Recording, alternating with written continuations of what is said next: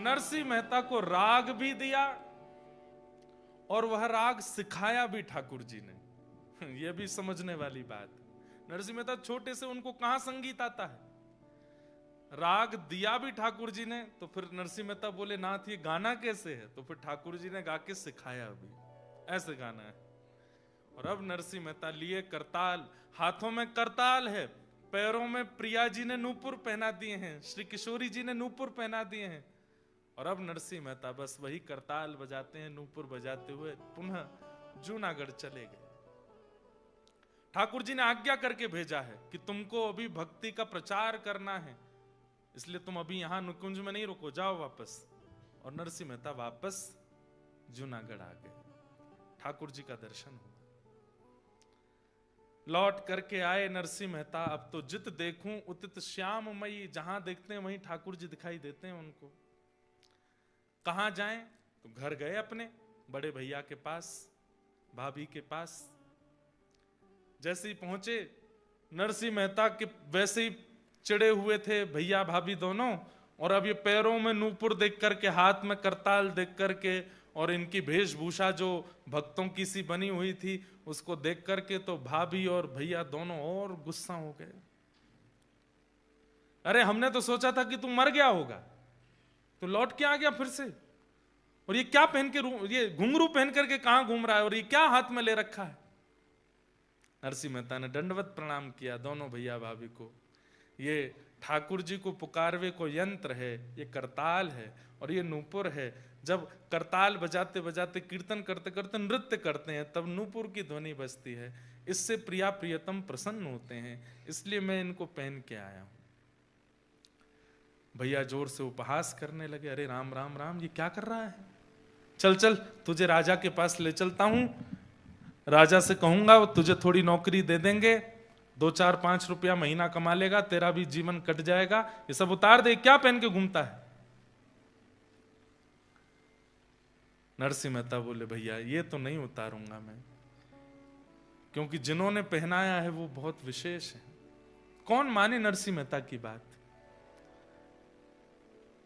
भाभी चिल्लाने लगी, बोले मैं ऐसे नहीं रहने दूंगी इसको घर में। पहले ही इसके कारण हमारा पूरा अपयश होता रहा है पूरे नगर में, और अब इसको ये घुंघरू पहन के घूमेगा, करताल बजाता घूमेगा, सब इसको क्या क्या बोलेंगे और इसकी वजह से हम लोगों को कलंकित करेंगे। आप पहले ही सुन लीजिए, इसको बाहर कर दीजिए, या तो ये रहेगा या मैं रहूंगी। नरसिंह मेहता बहुत चिंता में आ गए। भाभी मां, मैं कोई भार बन के नहीं, ये तो भगवत प्राप्ति के लिए हम सब जीवन में आए हैं, हम सब ने जन्म लिया है, उसी भाव की पूर्ति करना हूं मैं। बंधुओं एक बात ध्यान रखिएगा, हम लोग कई बार बहुत प्रेशराइज कर देते हैं किसी को कि you should wear Tilak and all every day. अच्छी बात है, पहनना ही चाहिए, नित्य तिलक धारण कीजिए, नित्य कंठी पहनिए, नित्य धोती पहनिए। पर कभी कभी ऐसा होता है कि देखिए मेरे साथ ये चीज डिस्टर्बिंग नहीं है, मैं रोज तिलक धारण करूं, रोज कंठी पहनूं, रोज धोती पहनूं, उसमें कोई दिक्कत नहीं, क्योंकि मेरा जीवन भी कृष्ण है, मेरे प्राण भी कृष्ण है, मेरा प्रोफेशन भी कृष्ण है, मेरा सब कुछ कृष्ण बन चुके हैं, इसलिए मुझे इतनी दिक्कत नहीं। पर आजकल के युवा जो कॉलेज भी जाते हैं, अपनी पढ़ाई आदि भी करते हैं, उनको तिलक धारण करने में अगर वहां उपहास सहना पड़ता है, तो या तो वो प्रहलाद जी की तरह, नरसिंह मेहता की तरह इतने बोल्ड बन करके रहें कि तुम चाहे जितना मजाक उड़ाओ, हम फिर भी तिलक धारण करेंगे, हम फिर भी शिखा रखेंगे, हम फिर भी धोती पहनेंगे। लेकिन यदि वो उपहास मन को व्यथित करता हो, तो ऐसी स्थिति में भक्ति का उपहास ना हो, ऐसी क्रिया करनी चाहिए। और वहां आचार्यों ने एक आज्ञा दी है, क्या? कि आप हाथ में जल लेकर के, आप अपने गुरुदेव का स्मरण करके और जल का तिलक धारण कर लीजिए। दैट इज इनविजिबल, लोगों को नहीं दिखेगा, ठाकुर जी को तो दिखेगा कि मेरो है, तो वो आप धारण करके जा सकते हैं। लेकिन घर वापस आते ही पुनः आपको तिलक धारण करना पड़ेगा। जो लोगों को तिलक धारण करने की विशेष परम इच्छा चित्त में होती है, उन लोगों के लिए ऐसा कर सकते हैं, या तो वो पहनिए, उसके लिए चाहे लड़ना पड़ जाए, दुनिया से लड़ जाइए, लेकिन फिर भी आप उस उपहास को अगर सह नहीं पाते हैं तो आप इस प्रकार से तिलक धारण कर सकते हैं। नरसिंह मेहता जी ने मन में विचार किया कि अकेले मेरा उपहास होता तो मैं सह लेता, लेकिन यहां पर करताल का, नूपुर का, संकीर्तन का, भक्त भेष का अपराध हो रहा है, ये मैं नहीं सह पाऊंगा। और नरसिंह मेहता ने अपने भैया भाभी को प्रणाम किया, बोले मैं घर छोड़ के जा रहा हूं। तो बोले तू जा रहा है इसमें तेरी भलाई होगी। नहीं नहीं नहीं, हम निकाल रहे हैं, हम तुझे घर से निकाल रहे हैं। सोचिए, बोले अगर ये कह के जाएगा कि मैं जा रहा हूं तो नगर के लोग कहेंगे कि उसने घर छोड़ा, इसमें इसकी भलाई मानी जाएगी। ऐसा करो कि हम तुझे निकाल रहे हैं। और नगर के लोगों को पता चले तो हल्ला करते हुए नरसिंह मेहता को घर से निकाल दिया। सब लोगों ने समझ लिया कि नरसिंह को घर से निकाल दिया है। नरसिंह मेहता जी बोले भैया मेरे तो ठाकुर जी हैं, अब वही मेरा जीवन चलाने वाले हैं, वही मेरी रक्षा करने वाले हैं, देखेंगे क्या होता है। गांव के बाहर एक धर्मशाला थी, उस धर्मशाला में जाके नरसिंह मेहता रहने लगे।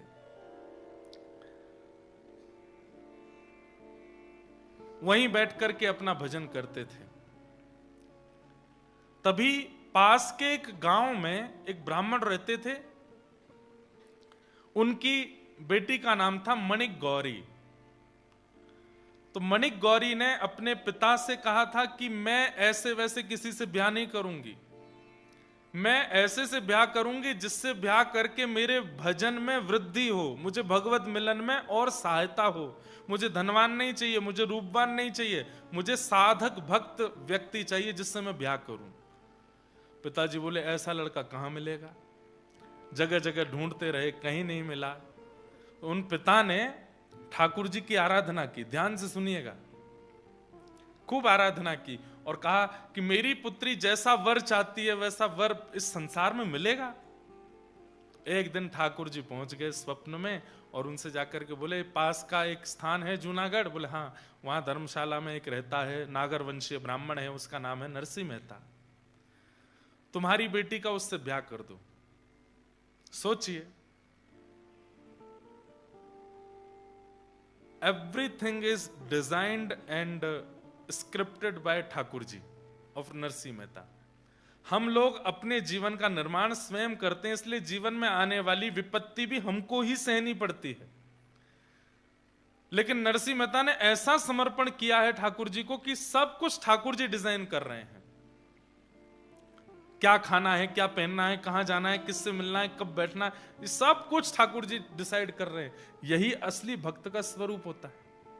मैं बहुत प्रशंसा के रूप में नहीं कह रहा हूं या अभिमानवश नहीं कह रहा हूं, पर हमने भी अपने लाल जी को अपना जीवन अर्पित कर रखा है। वो जैसा चाहते हैं वही होता है। उनकी इच्छा के बिना इस तन के ऊपर वस्त्र भी नहीं आता, ये निश्चित बात है। उनकी इच्छा के बिना मैं विदेश में भी कहीं नहीं जाता। नायरोबी आने के लिए भी पर्ची डालनी पड़ती है कि आप चलोगे, वो हां बोलते हैं तो ही आते हैं। और भी जहां कथाएं होने हैं सब जगह की, भारत में तो अब नहीं जाते लाल जी, अब विवाह के बाद लाल जी का विवाह हो गया, तब से लाल जी घर विराजने की ज्यादा संभावना। बाकी ईच एंड एवरीथिंग सब लाल जी डिसाइड करते हैं कि क्या होना है क्या नहीं।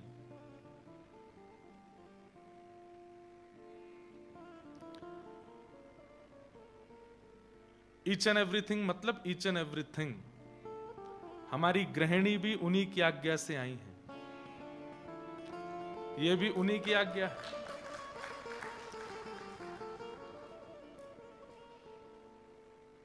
अब जीवन में जो कुछ भी है सब उन्हीं की आज्ञा है। ये गाड़ी लें नहीं लें, यहां पे जाएं नहीं जाएं, यहां घर बनाएं नहीं बनाएं, उससे मिलें नहीं मिलें, सब कुछ ठाकुर जी डिसाइड करते हैं। और यही जीवन होना चाहिए, ऐसा ही होना चाहिए। उसमें अपने को एक चीज होती है कि जब सब कुछ ठाकुर जी ने विचार करके दिया है तो उसमें होने वाली आपत्ति विपत्ति संपत्ति वह सब भी ठाकुर जी की जिम्मेवारी है। वो देखेंगे, वो संभालेंगे।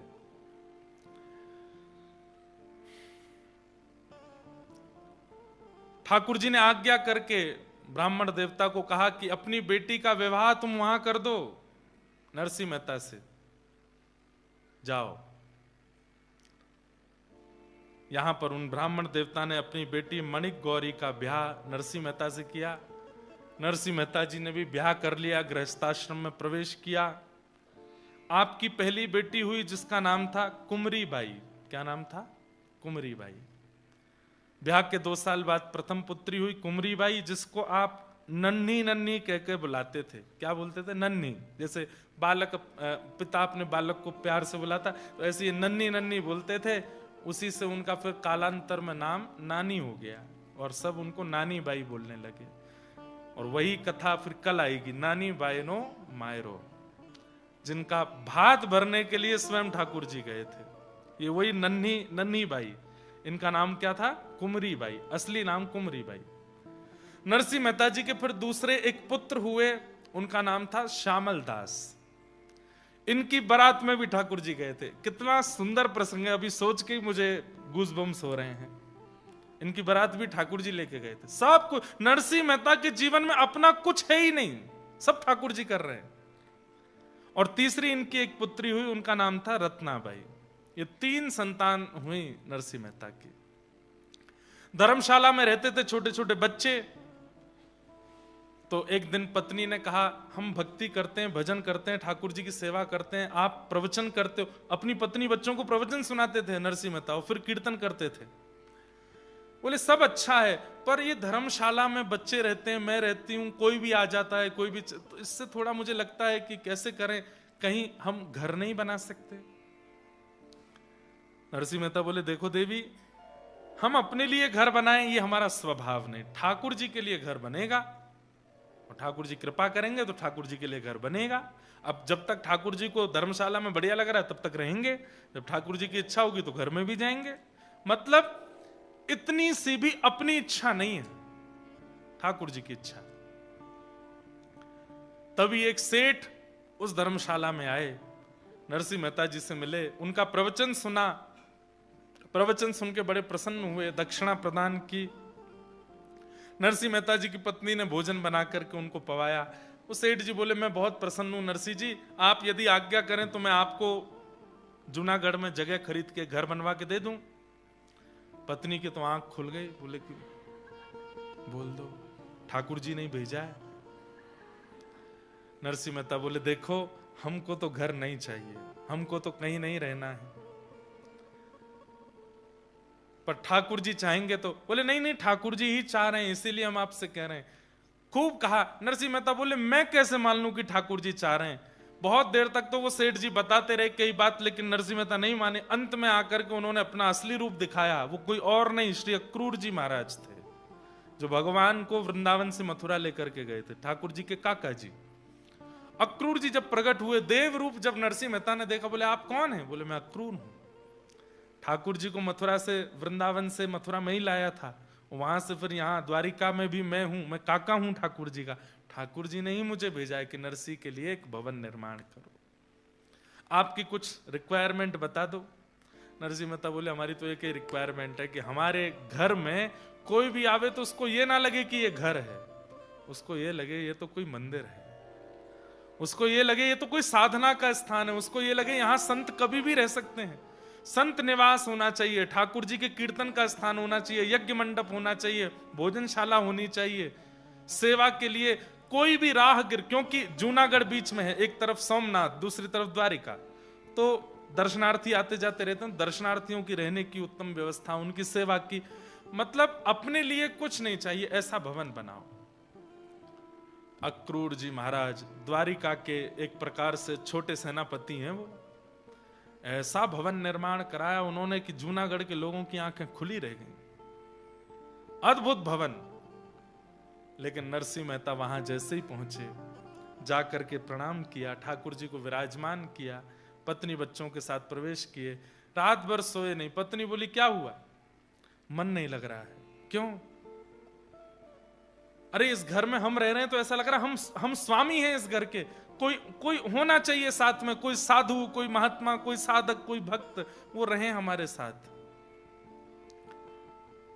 तभी जूनागढ़ में कुछ सूरदासों का आगमन हुआ। सूरदास जानते हैं जिनके नेत्र नहीं होते। ऐसे 16-17 सूरदास आए, ध्यान से सुनिएगा, जो एक दूसरे का कंधा पकड़ के चलते थे, दिखाई नहीं देता था। आगे वाला छड़ी पकड़ के चलता, बाकी सब उसके एक दूसरे के कंधे पकड़ लेते। और इनका काम क्या था सूरदासों का? घर हर द्वार पर जाते और मंजीरा बजा करके कीर्तन करते। घर के व्यक्ति की अगर श्रद्धा होती तो वो इनको भोजन दे देता, दक्षिणा दे देता, खा पी करके वहीं गुजर बसर कर लेते। फिर दूसरे घर में जाते, वहां थोड़ी देर कीर्तन करते। ऐसे एक दिन नरसिंह मेहता ने घर के बाहर देखा तो 17 सूरदास एक दूसरे के पीछे कंधा पे हाथ धरे चल रहे थे, हाथ में मंजीरा, करताल, कीर्तन जैसे ही करने लगे नरसिंह मेहता के द्वार के बाहर, तुरंत अपनी पत्नी के साथ गए, सबके चरण वंदन किए, चरण धोए, चरण धो करके माला पहनाई। नरसिंह मेहता बोले, आप सब कौन हैं?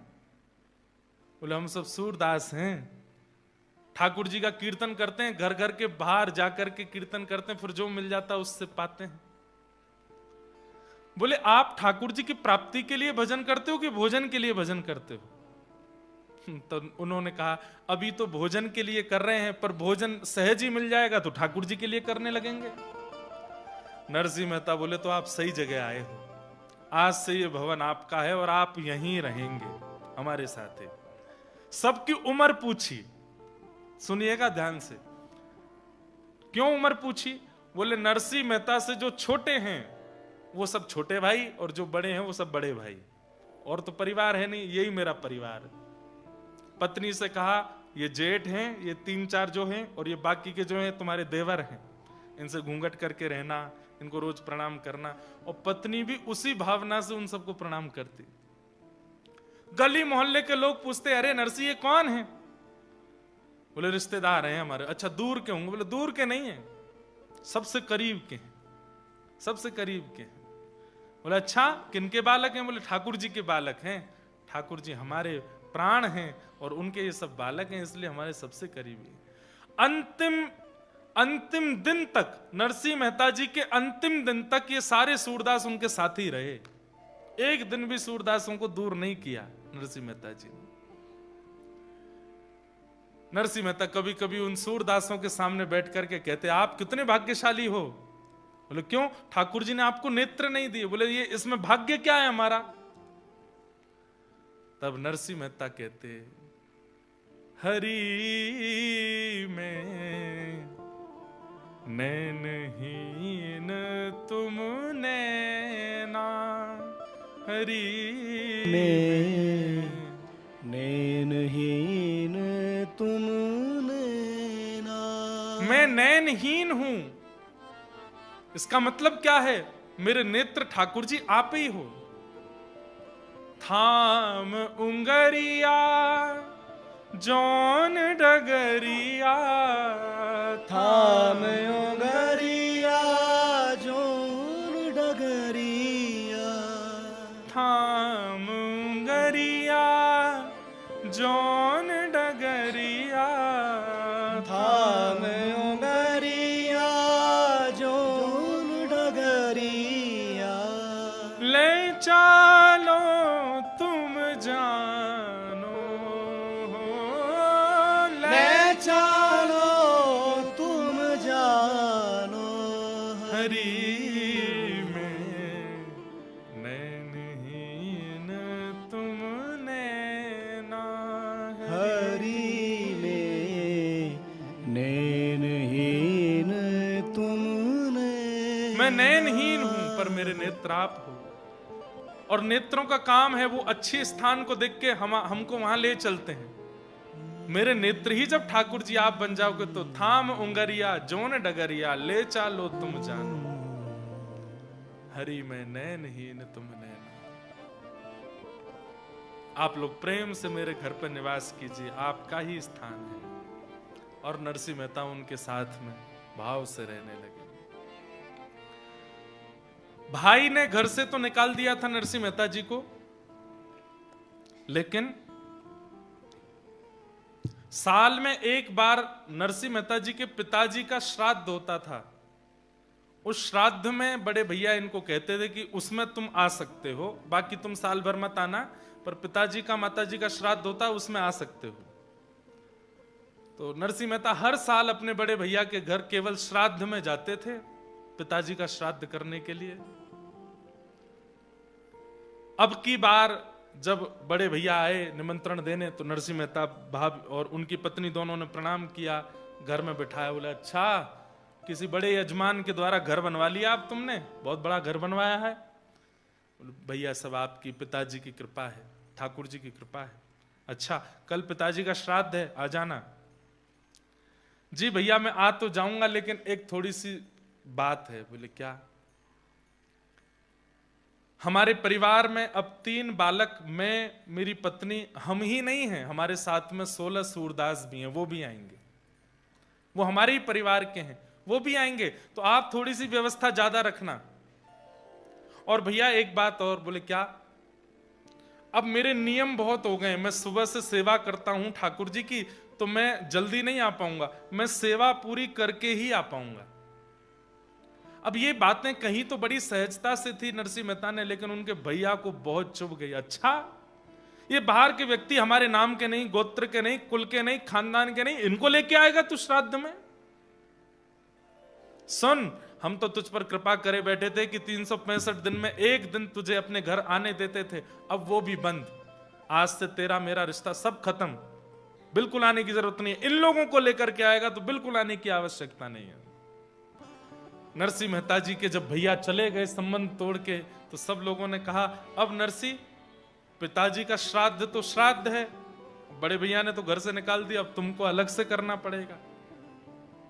नरसिंह मेहता जी बोले करेंगे, व्यवस्था है? बोले व्यवस्था तो नहीं है। बोले चलो कुछ ना कुछ व्यवस्था बनेगी। तो नरसिंह मेहता जी बोले एक मेरे सेठ जी हैं, मेरे यजमान हैं, उनको मेरा कीर्तन भजन बहुत अच्छा लगता है, मैं उनसे कुछ कर्जा ले लूंगा, उससे अपने पिताजी का श्राद्ध करूंगा, मैं व्यवस्था कर लूंगा। उससे पहले ब्राह्मणों को निमंत्रण दे आता हूं, और देवी तुम रसोई घर तैयार रखना, सेठ जी से कर्जा लेकर के आऊंगा, सामग्री ले लेंगे और फिर पिताजी का श्राद्ध हम लोग यहीं कर लेंगे। यहां पर बंधुओं, जब व्यक्ति विपरीत होते हैं ना, तो वो सब लोग ईर्ष्या में आ जाते हैं। नरसिंह मेहता जी का घर बन गया, नरसिंह मेहता जी को इतने लोग सुनने लगे, इन सब से जूनागढ़ के ब्राह्मण वंशीय लोग सब चिढ़ने लगे थे नरसिंह मेहता जी से। सब लोग ध्यान से इधर देखो, कथा सुनो, बहुत सुंदर प्रसंग है। नरसिंह मेहता जी कुछ ब्राह्मणों के पास गए, अपने कुल पुरोहित के पास जाकर के कहा कल पिताजी का श्राद्ध है, आप आ जाना। तो कुल पुरोहित बोले हम तो तुम्हारे बड़े भैया को वचन दे चुके हैं, उसके पास जाएंगे, और एक दिन में 2 श्राद्ध नहीं खाने चाहिए, हम तो नहीं आ पाएंगे, कहीं और व्यवस्था करो। नरसिंह मेहता जी किसी और ब्राह्मण के पास गए, वो ब्राह्मण भी नरसिंह मेहता जी से चिढ़ता था।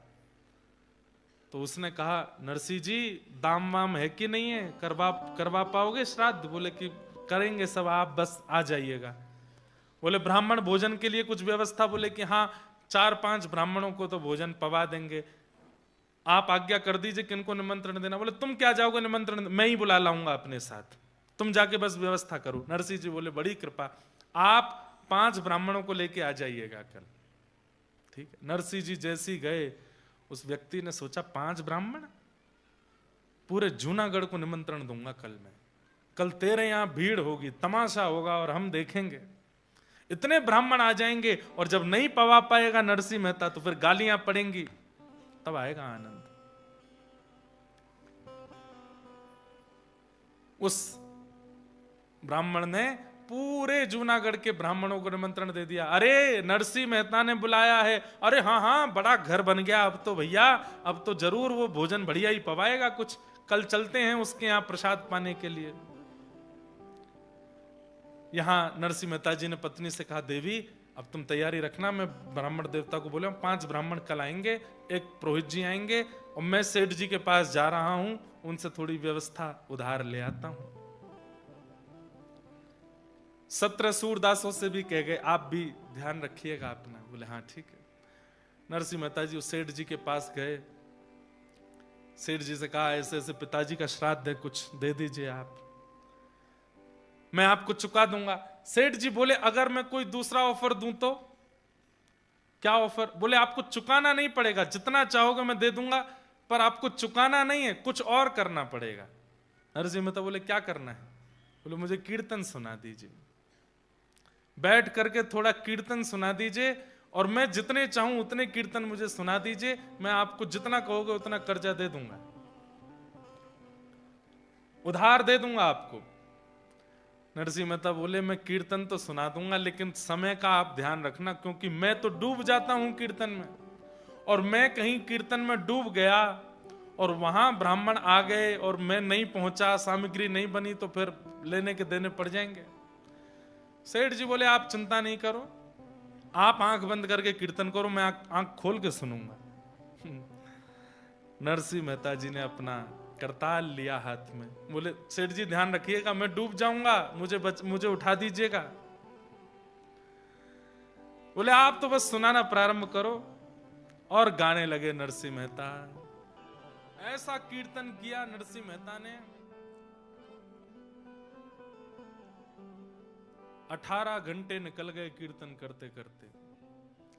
सेठ जी जो बोले थे कि मैं आपको उठा दूंगा, वो खुद नाचने लगे, खुद मंत्रमुग्ध होकर के नृत्य करने लगे।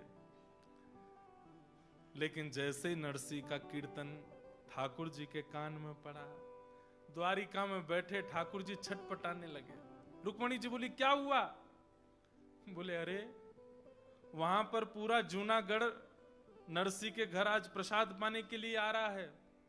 नरसिंह मेहता के पिता का आज श्राद्ध होना, और ये यहां बैठ के कीर्तन गा रहा है, क्या करूं?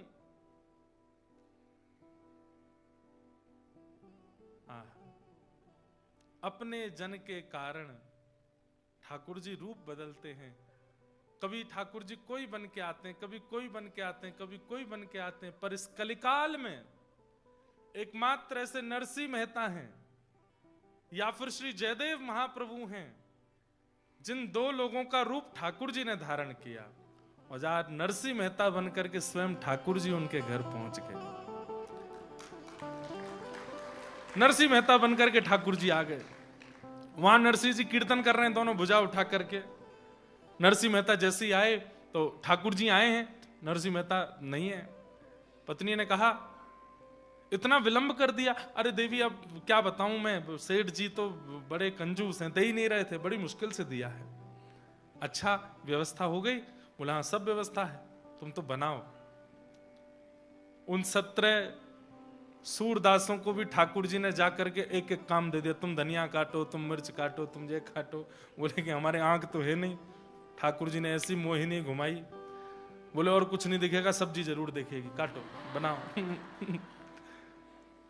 सब लगे हैं सामग्री तैयार करने में। ठाकुर जी आटा गूंद रहे हैं, पत्नी यहां पर चढ़ा करके बढ़िया कर रही है तैयारी, सामग्री सिद्ध हो रही है। पत्नी बोली इतनी सामग्री क्यों बनवा रहे हैं, 5 ब्राह्मण आने वाले। अब बोले देवी सेठ जी ने ज्यादा पैसा दे दिया है, तो मैं तो रखता नहीं हूं, तुम मेरा स्वभाव जानती हो, तो जितना दिया है उतने की सामग्री बना देते हैं, जितने ब्राह्मण पा जाएंगे अच्छा, बाकियों को बंटवा देंगे। क्योंकि ठाकुर जी तो जानते थे 4000 आने वाले हैं। सुबह का समय हुआ, सामग्री बनकर के सिद्ध बिल्कुल तैयार हो गई। ठाकुर जी सिर पर स्वापा बांध के, नरसिंह मेहता तो नहीं है, ठाकुर जी हैं। सब ब्राह्मण आए, अरे नरसिंह कहां हो? ठाकुर जी निकल के बाहर आए, आकर के पत्नी सहित सब ब्राह्मणों को दंडवत प्रणाम किया। नजर उठा के देखी तो जहां तक दृष्टि जा रही है ब्राह्मण ही ब्राह्मण। देवी बोली आपने तो कहा था 5 आने वाले। बोले मुझे पता था इतने आएंगे, वो तो बढ़िया हुआ, सेठ जी ने जितने पैसे दिए सबकी सामग्री बनी। देवी देखो सबको प्रसादी पवानी है, अब तुम जल्दी तैयारी करो, मैं पिताजी का श्राद्ध कर दूं। बंधुओं, नरसिंह मेहता का सौभाग्य है कि उनके घर ठाकुर जी आए, पर मुझे लगता है कि उनके पिता का कितना सौभाग्य है कि प्राण निकलने के बाद ठाकुर जी आज उनका तर्पण कर रहे हैं, आज ठाकुर जी उनका श्राद्ध कर रहे हैं। आज वैकुंठ में बैठे नरसिंह मेहता के पिता भी नृत्य कर रहे हैं कि अरे वाह रे नरसिंह, तेरे भक्ति के कारण आज मेरा श्राद्ध। कहते हैं पुत्र के द्वारा श्राद्ध होने से पितृ मुक्त हो जाते हैं, पिता प्रसन्न होता है, दादा प्रसन्न होते हैं। ठाकुर जी श्राद्ध कर रहे हैं। ठाकुर जी ने श्राद्ध किया, विधिवत जैसे श्राद्ध होता है बिल्कुल वैसे श्राद्ध किया। श्राद्ध के बाद में ब्राह्मणों को बैठाया। सब ब्राह्मण बोले, नरसी कुछ है कि बस पूड़ियों पे ही जीना पड़ेगा? अरे नहीं नहीं, आपकी सब कृपा विराजिए ना।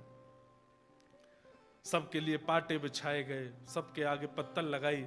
ठाकुर जी ने कमर पर फेंटा बांधा, लिए पत्नी के साथ परोसने लगे। 17 सूरदास बैठे थे। ठाकुर जी, तुम क्या कर रहे हो? हम कैसे परोसेंगे? बोले, तुमको केवल परोसने वाली पत्तल दिखेगी और कुछ नहीं दिखेगा, चलो। ऐसा भाव है नहीं। मुझको लगता है ठाकुर जी ने किया तो होगा, कहीं लिखा नहीं है, लेकिन मेरे मन में आया जब मैं इस भाव को पढ़ रहा था तो मेरे मन में आया कि ठाकुर जी ने जरूर उन 17 के साथ भी लीला तो करी होगी। सबको प्रसाद, एक नहीं 2-2 4-4 सब्जियां बनी है, 2-2 3-3 प्रकार की पूड़ियां बनी है, अमरस बना है, रायता बना है, और सब इतना स्वादिष्ट क्यों? ठाकुर जी अपने हाथ से लेकर के आए। जिनके हस्त कमलों में अमृत साक्षात विद्यमान है, ऐसे ठाकुर जी अपने हाथ से परोस रहे। ब्राह्मण पा करके बस कहते हैं, हमारे नाथ द्वार में एक बाबा हैं, सबको मिलते नहीं है, बहुत कम लोगों से मिलते हैं, ब्रज के हैं।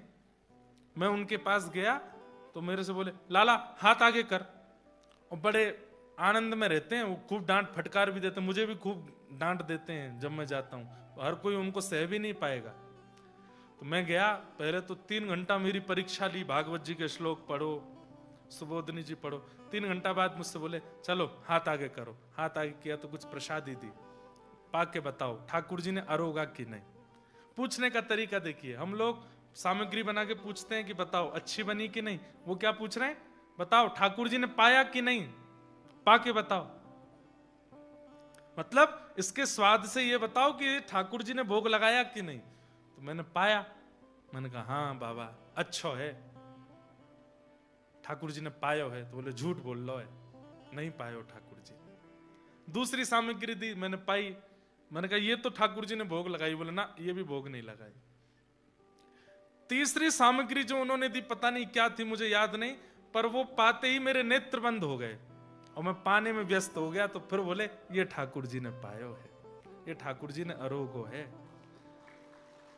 जहां बता दिया गया हो, वृंदावन से लौट करके अनुभव बता दिया गया हो, तो समझो वृंदावन नहीं गए थे। और वृंदावन से आकर के अनुभव बता नहीं पाए हो, तब समझो कि यहां वृंदावन से आए हो। कथा कैसी लगी? अच्छी लगी, बहुत अच्छी थी, बहुत बढ़िया। इतना सब बता दिया गया तो समझो कि कथा सुनी नहीं, पर कथा कैसी लगी? बोले बस शब्द नहीं है, वो ये सुनी कथा।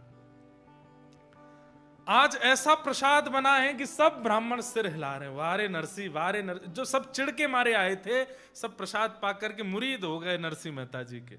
सब अपने दोनों भुजा उठा के आशीर्वाद देने लगे। बोले अरे नरसी, तेने तो इतना तृप्त कर दिया है भैया, ठाकुर जी तेरा खूब भलो करे, तू खूब ऐसी आनंद करे। 2-4 चिड़े हुए तब भी बैठे थे। बोले अरे अभी क्या, अभी तो भोजन पाया, अभी दक्षिणा की बारी है, देखते हैं दक्षिणा क्या देगा। पत्नी की भी चिंता हुई, ठाकुर जी को भीतर लेके गई, सुनिए प्रसाद तो पवा दिया, अब दक्षिणा कैसे बांटेंगे? मैं कह रहा था ना सेठ जी ने ज्यादा दे दिया, सेठ जी ने वो भी व्यवस्था दी है। तो क्या व्यवस्था है? तो देखा तो अंदर पोटलियां रखी थी, एक एक पोटली में 12-12 सोने की मोहर। पत्नी बोली मुझे लगता था सेठ जी उदार हैं, पर ये तो बहुत ही ज्यादा उदार हैं। इतने उदार? 4000 पोटली 12 सोने की मोहर, कोई आज भी नहीं कर पाएगा कोई इतना। और नरसिंह मेहता और पत्नी दोनों, आज मुझे तो कभी कभी पत्नी के लिए भी लगता है कितना सौभाग्य है। पति जब कोई अच्छा कार्य करता है, पत्नी हाथ लगाती है, वो ठाकुर जी के संग हाथ लगा रही हैं, ठाकुर जी के संग ब्राह्मणों को पूजन कर रही हैं। युगल दोनों एक साथ आशीर्वाद लेते हैं, उसका एक अपना महत्व होता है। आज नरसिंह मेहता की पत्नी के बगल में आशीर्वाद ब्राह्मणों का नरसिंह जी नहीं ठाकुर जी ले रहे हैं। कितना सौभाग्य उनकी पत्नी का। ब्राह्मण सब पोटलियां लेते हैं, बोले इतनी भारी, अरे कंकड़ पत्थर भर दिए क्या नरसिंह? नहीं नहीं नहीं, सब आपकी कृपा है। खोल खोल के देगा तो 12-12 सोने की मोहर। ब्राह्मणों के नेत्रों से आंसू निकल पड़े, सब हृदय से लगावे नरसिंह मेहता को और प्रणाम करते हुए सब लोग वहां से निकल पड़े। नगर में जाके हल्ला मचा दिया महाराज। वो कुल पुरोहित जी जो आए ही नहीं थे, वो बड़े भैया के यहां श्राद्ध खा के आए। उस समय श्राद्ध में सबसे बड़ी दक्षिणा मिलती थी 1.5 रुपया। कितना? उनको 1.5 रुपया मिला था बड़े भैया के यहां श्राद्ध खाने पर। तो वो 1.5 रुपया लेकर के ऐसे छाती चौड़ा के चल रहे थे। क्यों? बोले सबसे बड़ी दक्षिणा मुझे ही मिलती है श्राद्ध की, 1.5 रुपया, और किसी को नहीं मिलती। उनकी छाती देख करके 4000 ब्राह्मणों ने और फुलाई। बोले क्यों कर रहे हो ऐसे? 1.5 रुपया मिला, आज देखा मेरे यजमान ने कितना दिया? बोले महाराज अब बस बुलवाओ मत बता हमसे। नहीं नहीं बताओ। बोले 12 सोने की मोहर। अरे झूठ बोलते हो? बोले नहीं हम सत्य बोल रहे हैं, 12 सोने की मोहर, एक को नहीं सबको। 4000 लोग गए थे, सबको 12 सोने की मोहर। घिस घिस करके देख रहे हैं कहीं सोना झूठा तो नहीं है, ये तो नहीं, सब बिल्कुल सत्य निकला। बोले कैसे हो गया? मैं क्यों नहीं गया नरसिंह के यहां प्रसाद पाने? यहां नरसिंह मेहता ने सब करा। अब पत्नी से बोले देवी अब चलो मुझे भोजन कराओ। पत्नी ने भोजन की थाली लगाई। थाली लगा करके ठाकुर जी पा रहे हैं। पाने के बाद खूब सारा पाया, और पाने के बाद पति थाली में थोड़ा छोड़ दे तो पत्नी उसमें पा लेती है। ऐसा पूर्व में होता रहा है। पत्नी दूसरी थाली नहीं लगाती, वो पति की थाली में ही पा लेती है। ठाकुर जी का अधरामृत बचा है। ठाकुर जी ने सब पाया। वो देवी अब तुम पालो, मैं हाथ हस्त प्रक्षालन करके आता हूं। और ठाकुर जी प्रसाद पा करके उठे, उठ करके हस्त प्रक्षालन करने गए। वो बोले ध्यान लगा के देखूं नरसिंह कर क्या रहा है। देखा तो नरसिंह जी अभी भी नाच रहे हैं करताल लेकर के। वाह रे नरसिंह, तू ऐसे नाचता रहेगा तो द्वारिका छोड़ के मुझे तेरे घर पर रहना पड़ेगा। ठाकुर जी ने तुरंत चुटकी बजाई, और नरसिंह मेहता का जो भाव चल रहा था वो भाव तुरंत धूमिल हुआ। अचानक से नरसिंह मेहता जी का मन उच्चाटित हुआ, नेत्र खुले। देखा तो सेठ जी पूरा परिवार निहाल पड़ा है सामने, वो भी नाच रहे हैं। सेठ जी क्या समय हो गया? उस समय का तो पता नहीं कितना हो गया। बाहर जाके पूछा, बोले कि भैया हमारा कीर्तन कितनी देर से? बोले कम से कम 20-25 घंटे हो गए भैया, कल सुबह शाम को शुरू किया, आज की शाम हो गई है। नरसिंह मेहता बोले ब्राह्मणों ने उपद्रव कर दिया होगा, मेरी पत्नी को आज बहुत गालियां दी होगी, कहीं घर से ही नहीं निकाल दिया हो। अरे क्या हो रहा होगा? बेचारे उन 17 सूरदासों के तो कपड़े फट गए होंगे। नरसिंह मेहता बोले सेठ जी आप जल्दी मुझे दे दीजिए, मैं सामग्री लेकर के जाऊं।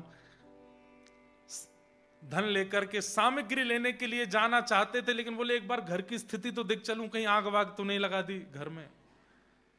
घर के बाहर से झांक करके देखा तो चबूतरे पर पत्नी बैठे प्रेम से प्रसाद पा रही है। नरसिंह मेहता बोले ये क्या हो रहा है?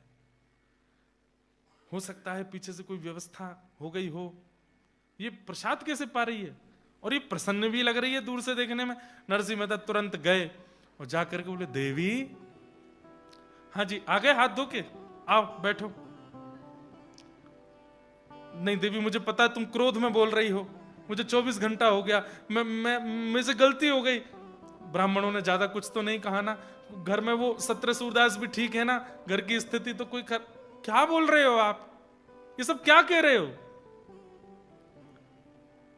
अरे मैं कल सेठ जी के यहां गया था देवी, पूरी रात कीर्तन चलता रहा, पूरा दिन अभी जाके कीर्तन विश्राम हुआ और मैं आया हूं।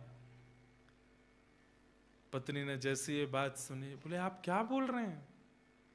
सुबह श्राद्ध हुआ है, 4000 ब्राह्मण आए थे, मैंने आपने हम सबने मिलकर के सामग्री बनाई। अरे मुझे तो आश्चर्य था 17 सूरदास कैसे देखने लगे, बिल्कुल बारीक मिर्च काट रहे थे सुबह। आप क्या कह रहे हैं? नरसिंह मेहता समझ गए मैं नहीं था, बैठ गए। बोले मुझे आज का पूरा दिन याद दिलाना देवी, याद नहीं आ रहा क्या हुआ था आज। पूरा वृत्तांत वो बताती जा रही है और नरसिंह